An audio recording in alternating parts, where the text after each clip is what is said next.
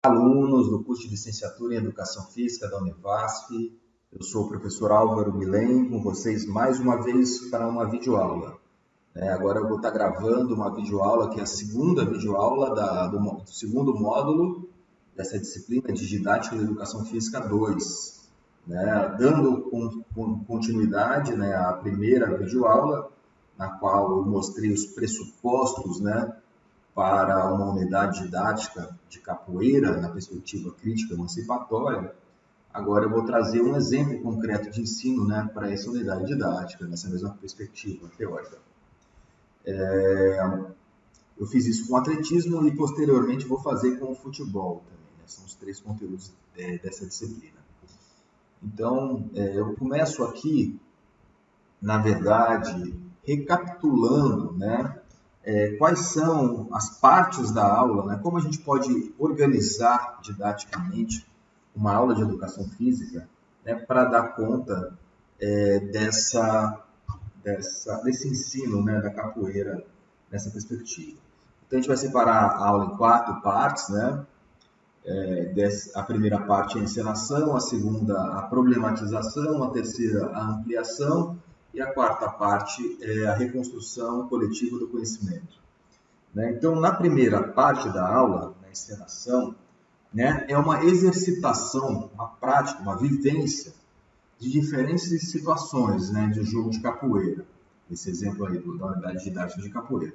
Então, os alunos vão estar vivenciando na prática, exercitando esses movimentos da ginga, dos golpes, as defesas, cantos, roda, vivenciando a roda de capoeira, os diferentes estilos de capoeira.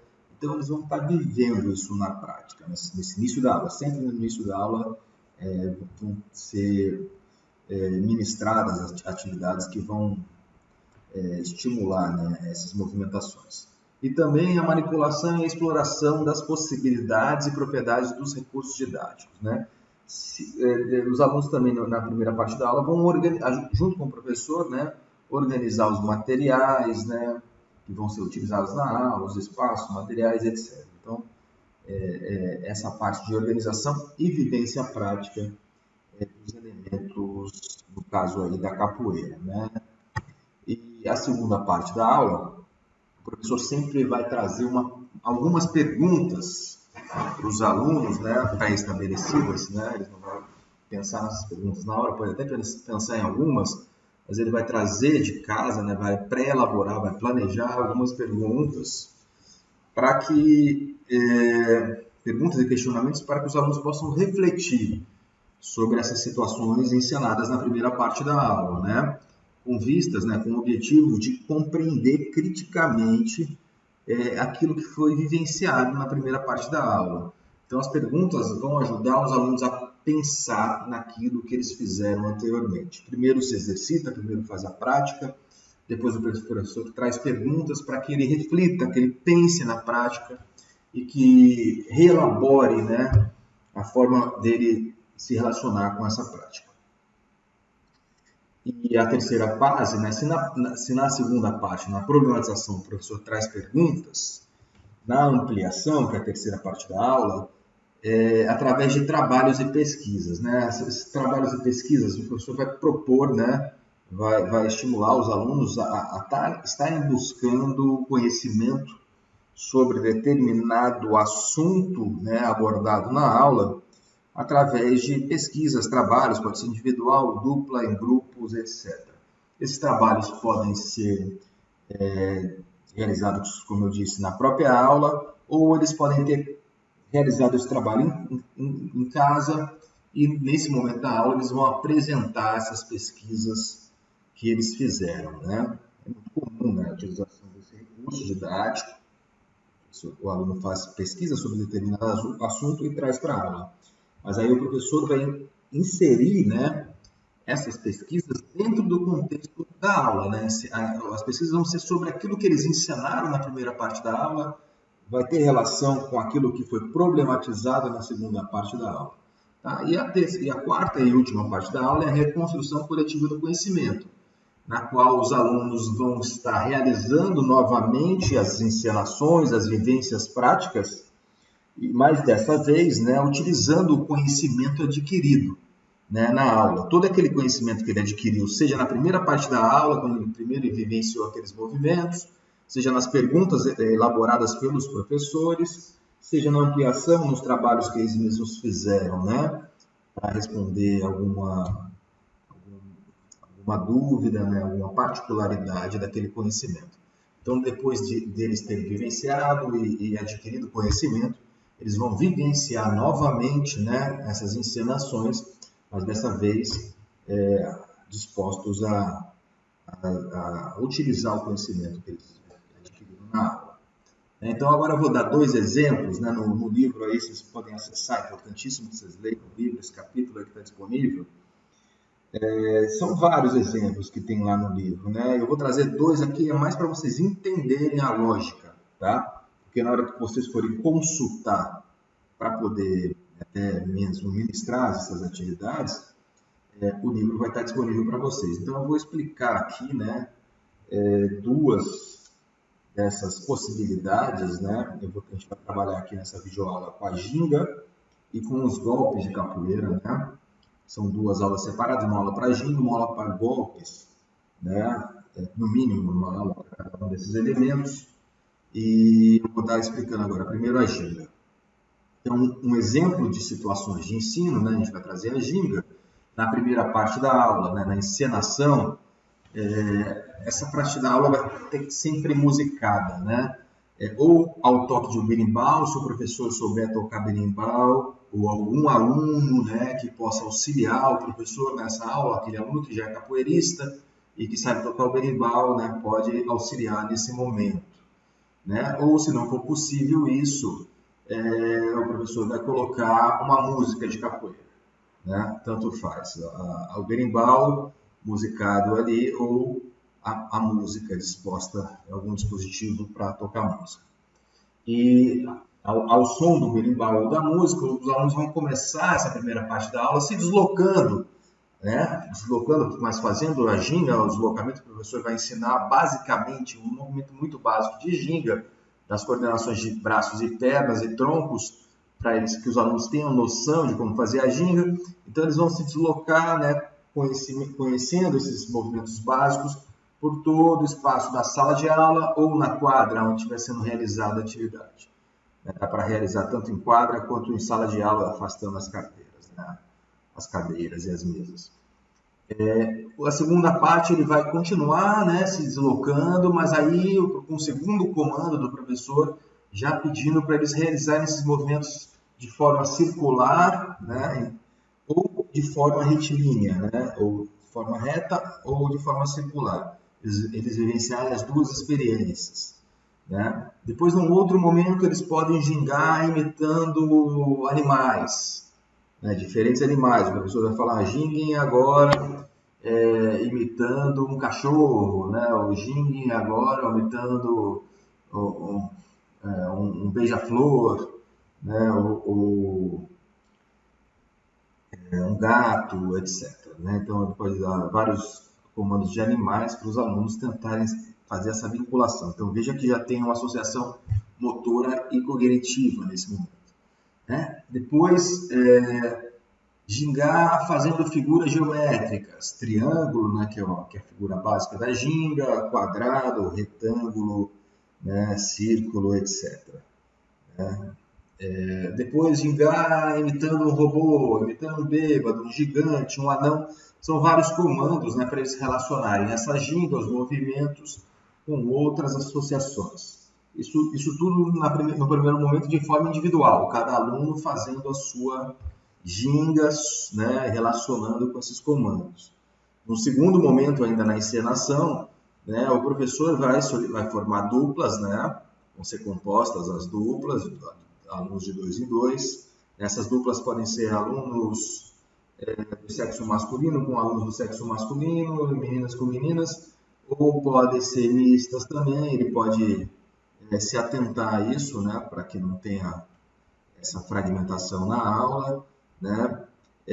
No primeiro momento, né, um aluno vai gingar de frente para o outro, né, fazer os movimentos da ginga de frente para o outro. no primeiro momento o professor vai pedir para um aluno fazer um movimento e o outro ir imitando, eles irem se imitando. No segundo momento ele vai pedir ao contrário, agora ao invés de você imitar o outro, você tem que fazer movimentos diferentes, não podem se imitar. Né? E depois, por fim, né, ele vai solicitar que os alunos, ainda em duplas, né, façam movimentos que fujam do campo de visão, né, façam gingas que saiam do campo de visão do outro, né, tentando fazer essa manipulação corporal aí, né, que vai ser útil para a capoeira depois. Nesse momento ele não vai entender ainda o porquê disso, né, mas ele vai estar só realizando, vivenciando esses movimentos. Então, é na segunda parte da aula, quando o professor vai elaborar essas questões da problematização, é que o aluno vai começar a pensar mesmo naquilo que ele fez. Vai ter uma prática reflexiva, né? Vai refletir sobre os movimentos corporais que ele realizou na primeira parte da aula. Então, vai ser nessa problematização que o professor traz essas questões. Eu vou dar alguns exemplos, no livro tem vários outros, tá? Então, ele pode perguntar, o que é mais interessante, gingar igual ao colega ou gingar diferente dele, né? Os alunos irem pensando, eles vivenciaram essas duas situações, né? Então, o professor pode perguntar isso para eles refletirem sobre as vivências anteriores. Né? Eles falam, não, quando eu ginguei igual a ele, eu não desenvolvi mais não tive mais criatividade, quando eu tive que gingar diferente, eu fui desenvolvendo outras habilidades, etc. Né? Ele pode ir percebendo essas coisas, né? As perguntas estimulam, aguçam essa percepção deles. Uma outra pergunta possível seria, é possível sincronizar o ritmo do berimbau ou da música que foi tocada com o movimento corporal? Se eles conseguiram perceber que automaticamente eles iam se sincronizando os movimentos corporais, né, a ginga na capoeira com o ritmo, né? E se essa sincronização também não faz parte do jogo da capoeira, né? Então eles irem percebendo a relação deles do movimento corporal com a música, né? Fazer uma reflexão sobre isso também, né?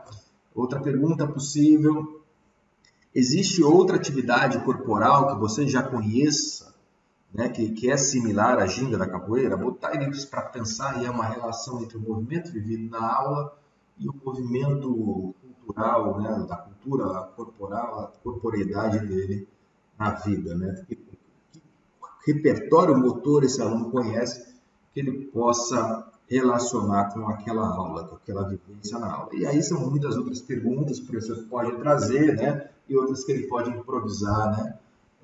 Mas improvisar é bom, mas se organizar é fundamental. Então, assim, ele precisa trazer questões prontas, né, para que façam os alunos refletirem sobre as vivências encenadas na primeira parte da aula. Então, essa é a segunda parte. A terceira parte, ele vai ter, lembra que eu falei que ele vai ter a ampliação e o professor vai passar trabalhos, né, para os alunos, né, organizações individuais ou em grupos, né, para os alunos responderem, pesquisarem sobre determinado assunto. Né? Então, uma possibilidade, também são várias outras, aqui eu vou mostrar algumas, né? Verificar como se constituiu a ginga, né? Fazer uma pesquisa para entender como se constituiu a ginga de capoeiristas do estilo Angola e de capoeiristas do estilo regional. Como é que é a ginga da Angola e como é que é a ginga do regional? Quais as diferenças dessas gingas, né? Outra possibilidade, identificar padrões de gingas utilizadas, né? Quais são os padrões de ginga cruzada, ginga espelhada e por aí vai. Né? Identificar o sentido ou significado da ginga nas suas origens, na origem da capoeira, qual é o sentido, por que se gingava, qual a importância da ginga, né? O que significava a ginga, né? Dentro do contexto social mais amplo da capoeira, né? Entendendo a capoeira como um movimento, né, nas suas origens de resistência étnica, né, e na atualidade, né, o que significa essa ginga na atualidade. Então, seria um outro trabalho que os alunos trariam e apresentariam nesse momento da aula e ampliar o conhecimento. Né, os próprios alunos, através das pesquisas que eles fizeram, iam trazer, apresentar e ampliar o conhecimento de todos ali, né, sobre esses assuntos. E a última parte da aula, terminaria a aula sempre terminaria voltando para a prática, né? Voltando para para as vivências, ou seja, na reconstrução eles iam delinear a forma mais adequada de executar a ginga, considerando o que foi aprendido em aula.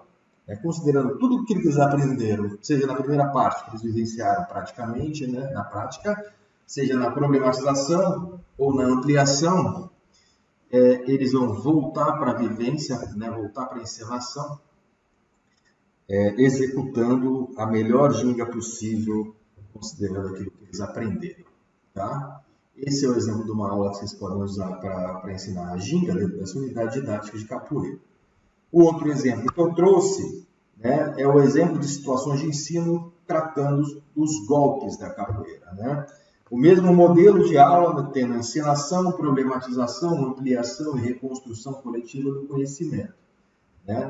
Na primeira parte da aula, na encenação, né, os alunos vão executar movimentos de perna, de braço, de tronco, sem preocupação com padrões de movimento. Né? Eles vão estar pensando nos golpes, né? Executando movimentos de pernas, braços, mas sem um padrão, sem uma técnica específica. Né? Ou seja, são golpes de capoeira, o professor vai mostrar alguns, né? Assim, mas sem se preocupar com técnicas, eles vão executando isso. Né?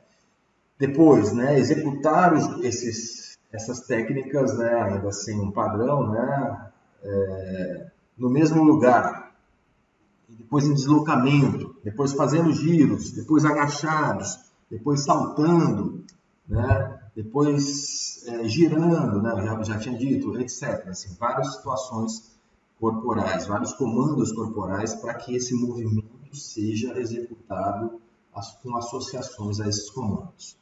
Né? Depois, aí naquele momento de juntar as duplas novamente. Né? Então vão se juntar duplas de aluno e aí novamente eles vão fazendo os movimentos, né, dos golpes de capoeira, sincronizando os movimentos, né? Depois desincronizando os movimentos, fazendo um igual ao outro, depois um diferente do outro. Né? Eles vão executar os movimentos mais comuns que eles viram, né, os outros alunos fazerem, né? Executar, por fim, aí, né, golpes floreados, né? Ou seja, aquelas acrobacias, né? Fazer golpes bonitos, com acrobacias, com movimentos ginásticos envolvendo os golpes de capoeira. Então, vivenciar essa primeira parte da aula de encenação. Depois o professor vai trazer perguntas na encenação, né? Na problematização, desculpem. Exemplos de perguntas, existem mais. Quais são os golpes mais comuns utilizados pela capoeira Angola e pela capoeira regional? Né? O que caracteriza os golpes de capoeira? Qual é a relação entre os golpes de capoeira e o toque de berimbau? Qual é a melhor forma de realizar um contragolpe? Essa última pergunta é mais reflexiva ainda, né? Vai envolver uma ação e uma reação, botar os alunos para pensar sobre aquilo que eles ensinaram, vivenciaram na primeira parte da aula. Pronto. E aí na parte da ampliação, na terceira parte da aula, os alunos, alguns trabalhos possíveis que eles podem fazer e apresentar ali, seja na aula ou trazer o trabalho de casa, identificar o nome dos golpes relacionados com animais. Quais são os golpes de capoeira que têm relação com o nome dos golpes com animais? Identificar golpes que sobrecarregam determinadas regiões do corpo, articulações, músculos, etc. Né? Quais são golpes que podem sobrecarregar, prejudicar essas articulações? Esses são alguns exemplos, né? Muitos outros trabalhos a gente pode pedir para os alunos fazerem sobre golpes de capoeira. E por fim, né, no final da aula, a nova vivência, a reconstrução coletiva do conhecimento, os alunos vão sistematizar os golpes mais executados durante a aula, né, fazer sequências com esses golpes, identificar também os golpes que devem ser evitados por questões de segurança, né, podem machucar. Então, nessas aulas, a gente pode fazer esses golpes, né, a partir de todo aquele conhecimento que eles adquiriram na aula, eles vão voltar a vivenciar os golpes, executar os golpes, mas aí cuidando também da segurança. Tá bom, pessoal? Então, esse foi o exemplo, né, de como vivenciar essa unidade didática de capoeira. Espero que vocês leiam o capítulo para poderem se aprofundar.